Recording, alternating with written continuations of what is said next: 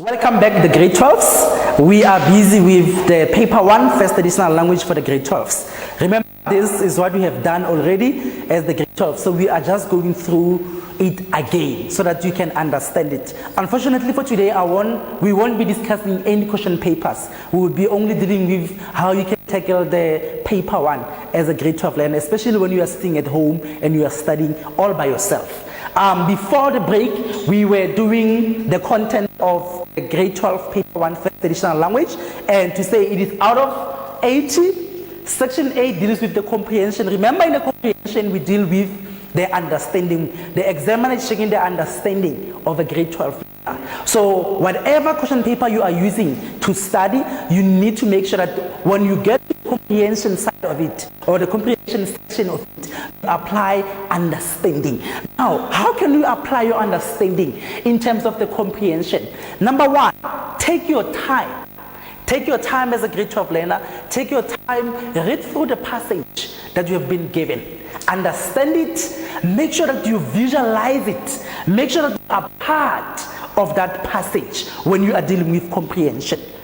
Number 2, take as long as 40 to 45 minutes when you are answering your questions related to the comprehension. Remember, it's out of 30.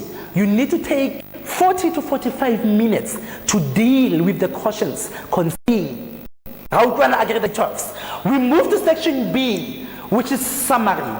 Remember, I said before the break, to say summary, it is out of 10. And then now in summary, there are things that you need to look at. And I said to you before I left, to say you don't have to lie about your word count. And you don't have to repeat exact word or exact text that is being written in the passage. Here you are expected to answer the question. Maybe for an example, they have given you a story about, a passage about the coronavirus. Let's use this pandemic as an example. You are given, and then the heading says, write down 10 precautions on how you can prevent coronavirus. Now, the first paragraph of the summary, it says, coronavirus was started by who and who. That is not important. Remember, the question is what precautions you can take to prevent coronavirus. That's what you are looking for when you go to the passage. So when you read the passage, you only underline what are the precautions. We don't want to know who came up with coronavirus. We don't want to know how many doctors were involved in that. All that I want as an examiner is the precautions. And what are the precautions? Number 1, you need to wash your hands regularly. You underline that. And remember, it's a summary. You need to summarize it. You are not going to take, you need to wash your hands every day, and you take it as a point and you put it there. No. You take it as a point, you underline it. After you've underlined it, now you need to mix it with your own words. You need to explain that sentence in your own words. And make sure that when you explain that sentence, you don't take away the meaning. Remember the question, it says, give us the precautions. That's it. While the first paragraph talks about the doctors who came, that is not important. What is important is that you got the first point, and the first point it says, wash your hands regularly. Remember, wash your hands regularly, it's the same text that it has appeared in the passage. Now, how can you summarize the sentence? You can summarize the sentence by saying, for an example, in order for me to prevent having coronavirus, I need to wash my hands regularly. You have summarized it. Are we on the same page, the grade 12s? I hope you are enjoying. Remember, this is what we have done. I'm just giving you the techniques on how you can tackle the paper 1. Number 2, follow the instructions. Now, the instructions would say, write a summary in point form or in number form. When it says write a summary in point form, it means that you are going to make these dots when you write your summary. But when the instruction says you need write a summary in number form, that's when now you write 1, 2, and 3. And when you are answering the questions related to summary, Each and every after summary, you need to skip a line. You need to skip a line, and in order for you to make sure that you are within the word count that you are requested, it is requested by the examiner, you need to make sure that after you have written your first sentence, you count the words. And when you count the words, the grade 12, remember, you don't count by alphabetical. You count, advert is the one word. You count it like that. At the end of the sentence, you can say, okay, if I use 6 words. That's the technique of a summary. Now, it's very rare for the examiner to ask you to write a summary in a paragraph form. Now, there are 3 ways in which the examiner would say, write a summary. Number 1, it's a point form or a number form or a paragraph form. But now, in most cases, they use the point or the number form. What are they asking you to summarize?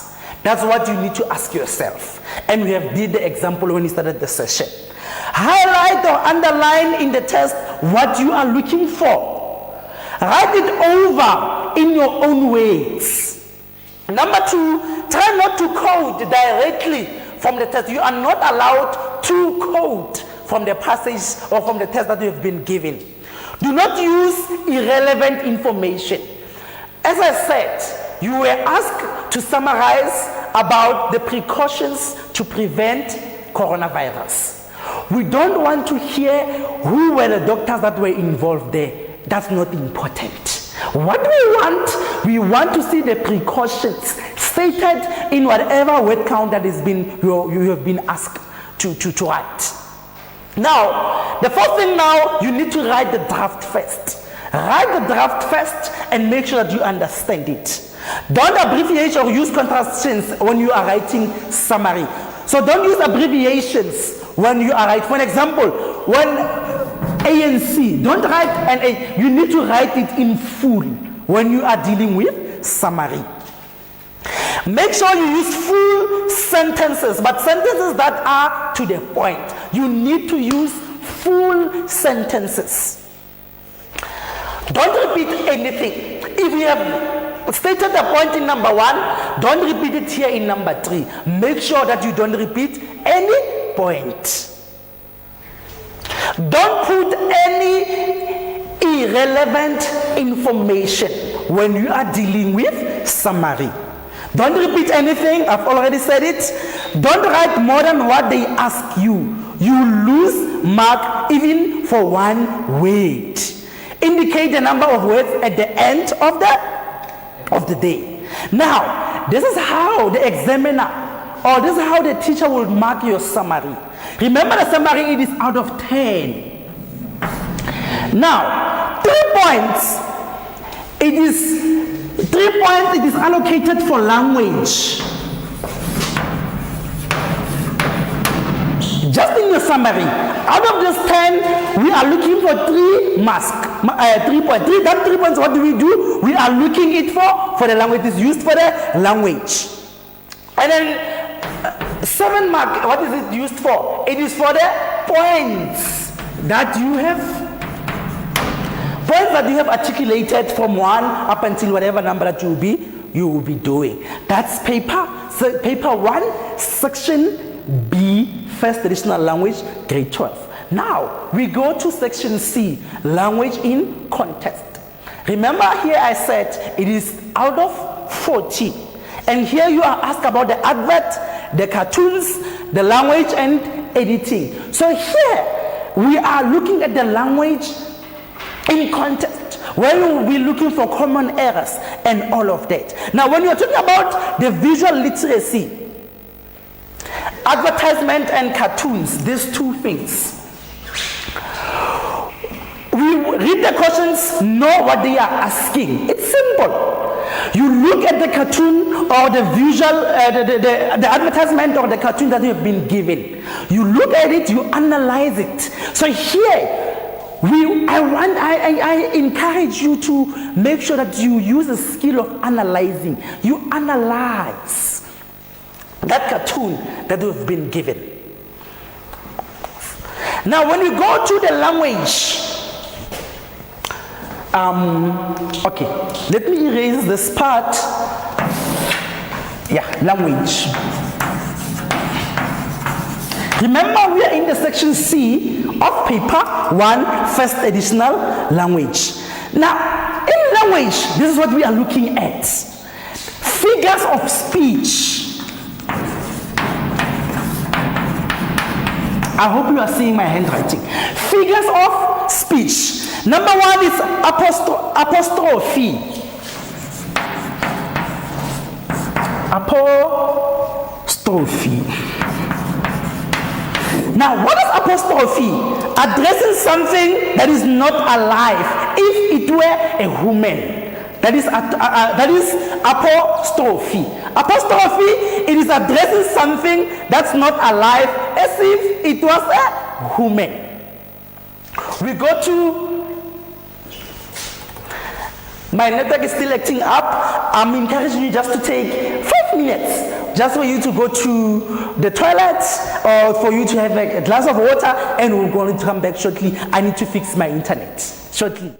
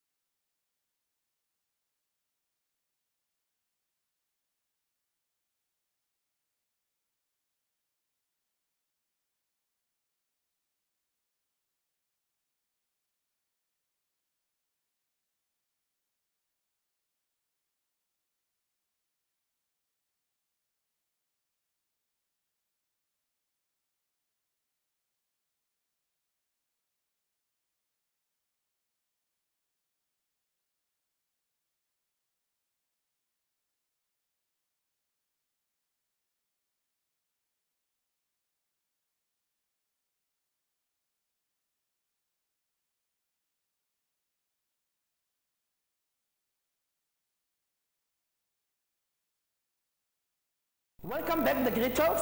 Yeah, the internet now it is sorted.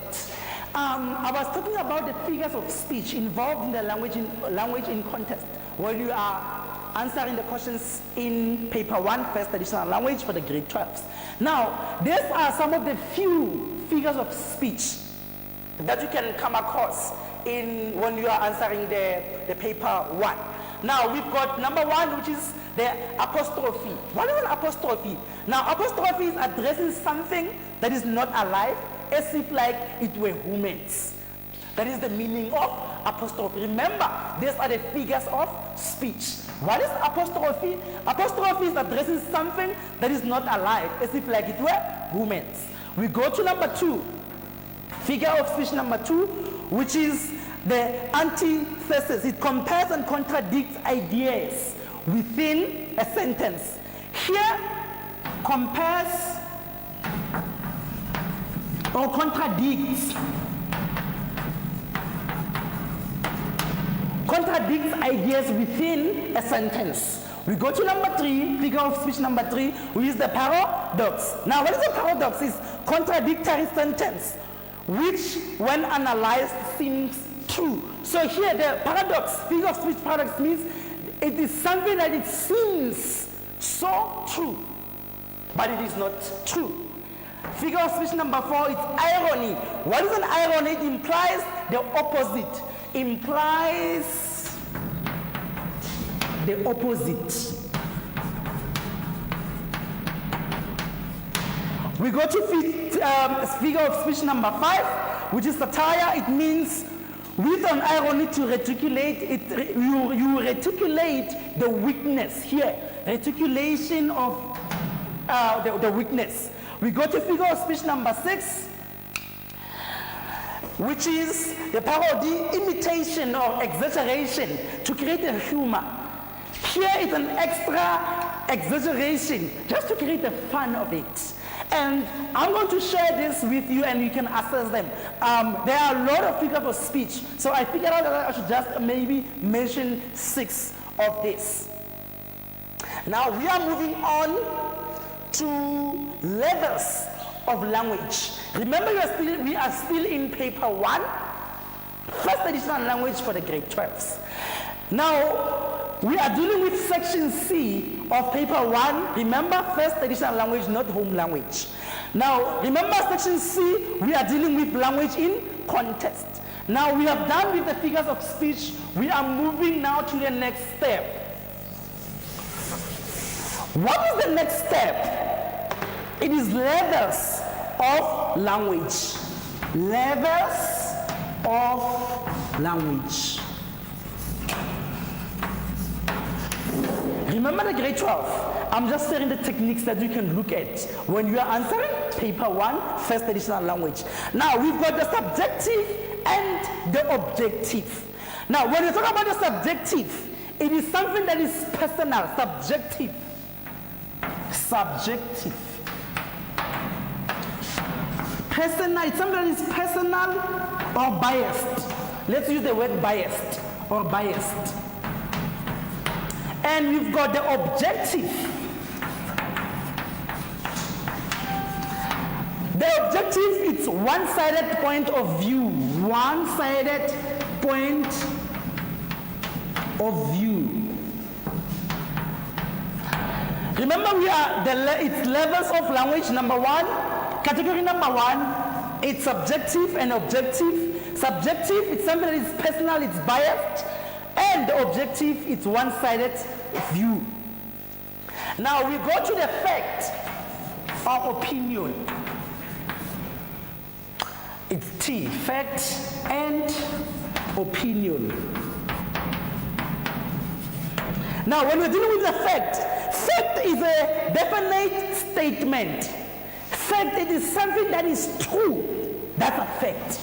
Remember, we are dealing with levels of language in context in paper 1 of English, first additional language for the grade 12. Now, there will be a question where you're going to be asked, is the following statement a fact or opinion? Now, remember, what is a denotation? A denotation is a dictionary meaning of the words. That is a denotation. Denotation is a dictionary meaning of the word. That's a denotation. When we move to the connotation, it's a figurative association surrounding the word. Denotation, it is a meaning, dictionary meaning of the word. What is a denotation? Denotation is a dictionary meaning of the word, and the connotation is a figurative association surrounding the words. We go to number D now. What are we going to look at in paper 1 in language in context for first additional language? Phrases and clause. faces and clause.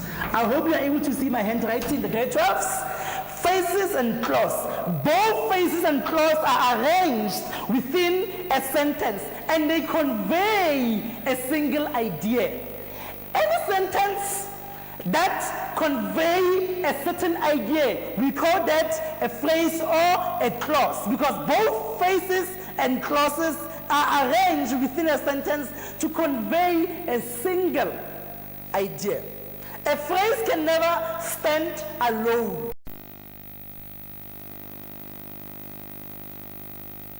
Between the clause, the conjugate error, the subject and the verb must agree with each other. My internet has started again. Let me just double check it quickly.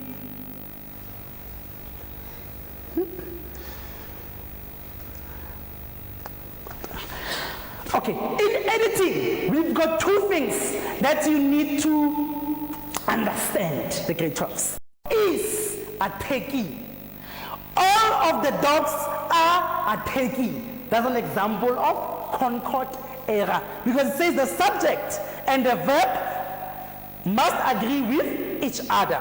For an example, a group of dogs is attacking, are attacking. In full sentences we say a group of dogs is attacking. A group of dogs are attacking. That's what we call the concord error. It means that the subject and the verb, they must agree to each other. Nouns and pronouns must agree. What do you mean by that? For an example, everyone is doing his best. That's the pronouns and the nouns and the pronouns, they must agree. Yes, the grade 12. It looks like we have covered the paper 1